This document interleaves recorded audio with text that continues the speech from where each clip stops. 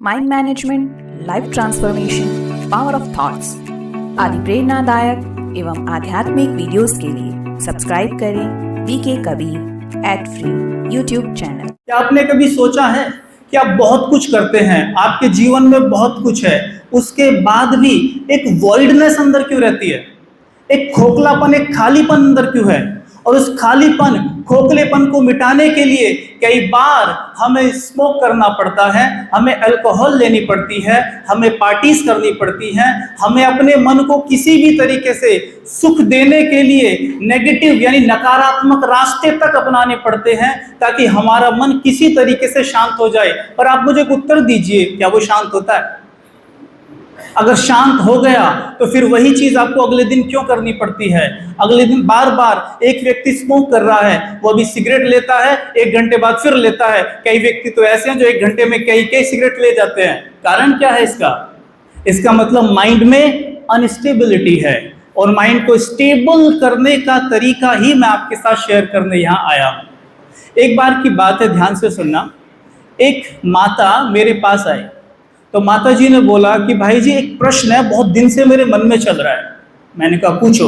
तो उन्होंने बोला कि वही पदार्थ, वही वस्तुएं यूज होती हैं जब मंदिर में प्रसाद बनता है, वही सब यूज होता है जब माँ उस भोजन को पकाती है, और वही सब यूज होता है रेस्टोरेंट में भोजन बनाने के लिए। लेकिन तीनों को खाने के बाद अलग अलग अनुभूति क्यों होती है?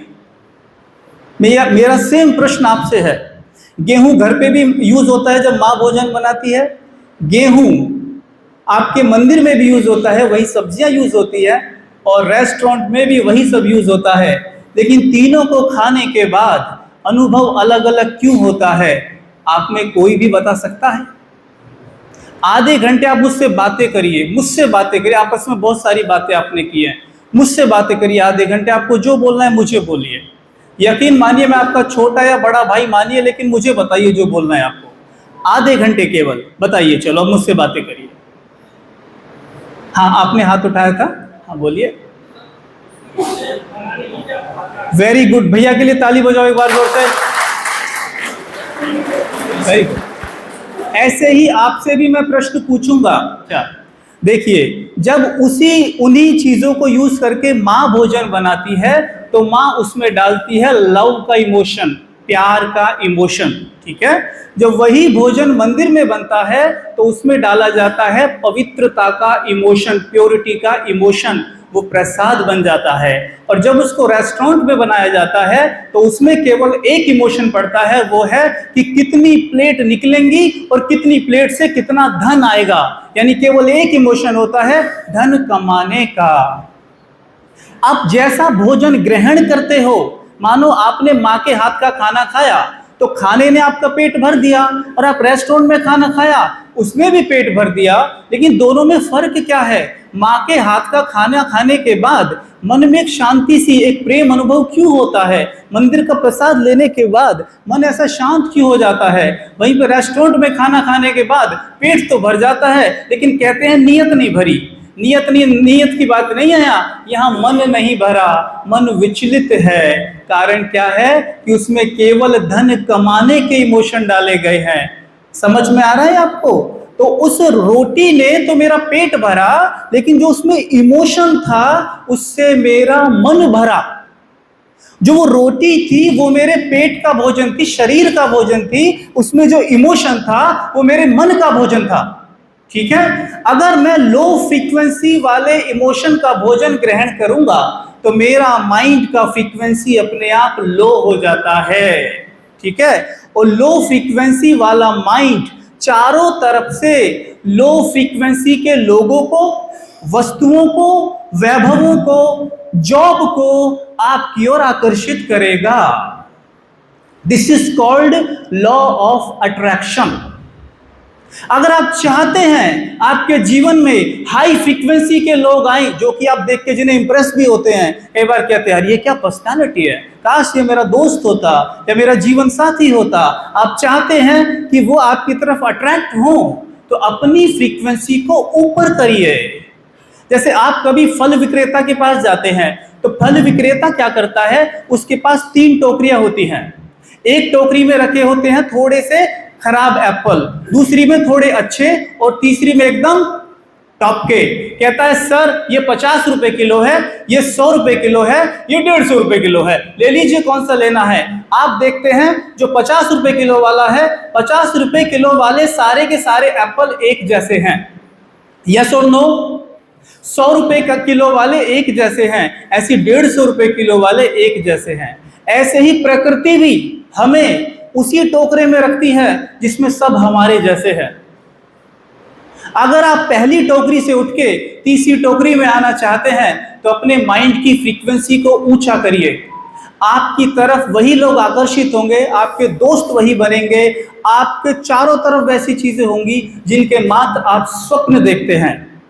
और वो करने के लिए सबसे पहला काम तो एक करिए, अपने भोजन पे ध्यान दीजिए कि आप इस बॉडी में क्या डाल रहे हैं, बॉडी में क्या डाल रहे हैं। आपको भरोसा ना हो तो अगर आप में कोई, मुझे गौर से सुने, अगर आप में कोई स्मोक करता हो, आप नहीं करते होंगे निश्चित तौर पर, फिर भी मैं एक उदाहरण दे रहा हूं, अगर आप में कोई स्मोक करता हो तो आप केवल 21 दिन सवेरे उठकर, ध्यान से सुनना, सवेरे उठकर केवल इस एफर्मेशन को बार बार बोलने जो मैं बोल रहा हूं, मैं एक पवित्र आत्मा हूं, मैं भगवान की संतान हूं।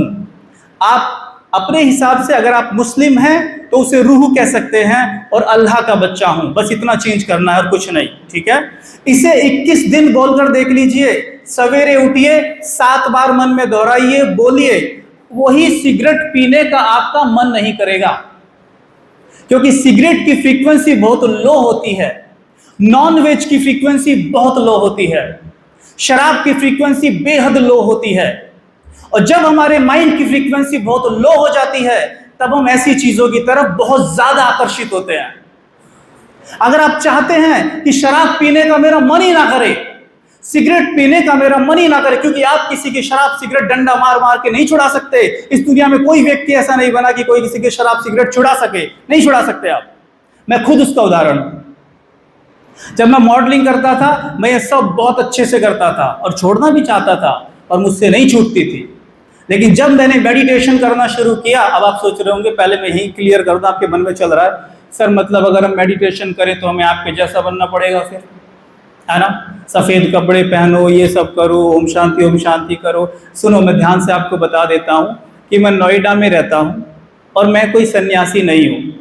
मैं घर पे रहता हूँ, बिजनेस करता हूँ, मेरी पूरी फैमिली है, और मैं आप ही की तरह घर पे कलर कपड़े पहनता हूँ, ये भी पहन लेता हूँ, वो भी पहनता हूँ, मैं सारे काम करता हूँ और बीच में समय निकालकर इस तरह से प्रोग्राम्स कराता हूँ। You can take me like a motivational spiritual speaker, that's it. ये मैं सर्विस करता हूँ बस, बाकी मैं भी सब कुछ करता हूँ। ऐसा नहीं है कि आपको ये बनने के लिए सब कुछ त्याग कर घर बार छोड़ना पड़ेगा। ब्रह्मा कुमारीज में जो ज्ञान दिया जाता है वो ज्ञान आपको सन्यासी नहीं बनाता, अपितु जीवन जीने की कला और उससे भी बेहतर सोचने की सही कला सिखाता है कि आप क्या सोच रहे हैं। ये बात समझ में आई आप सबको? यहां तक क्या समझ में आया? क्या समझ में आया कि सवेरे क्या करना है? एक मंत्र मैं दे चुका हूं, सवेरे उठ के क्या करना है, बोलिए सभी, इधर से बोलिए। सवेरे एक एफर्मेशन मैंने आपको बताया जो आपकी माइंड की फ्रीक्वेंसी को सबसे ऊंचा उठा देगा। Which was the affirmation? Can you please tell me? या प्लीज टेल मी। मैं भगवान का बच्चा हूं, I am a pure soul. सभी सीधे बैठे, एक बार सीधे बैठे, एकदम सीधे बैठे, बिल्कुल सीधे, एकदम सीधे, गर्दन सीधी, पांव जमीन पर सीधे, अपने घुटनों पर अपना हाथ रख लीजिए, बिल्कुल सीधा देखिए, एक दूसरे को नहीं देखना, वो मेरे जाने के बाद सीधे बैठकर गहरा सांस लीजिए,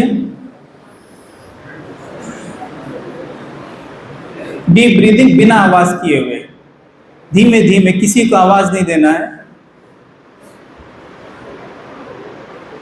धीमे धीमे छोड़ते हुए देखेंगे मन रिलैक्स होने लगेगा। दैट मीन्स माइंड की फ्रीक्वेंसी हाई हो रही है। इसी मोमेंट आपके माइंड की फ्रीक्वेंसी बढ़ने लग जाएगी। टेक डीप ब्रेथ और धीरे धीरे छोड़ते हुए अपने मन में धीरे धीरे बोले, I am a pure soul. मन में बोलना, दिल से बोलना, I am a pure soul, I am a pure soul.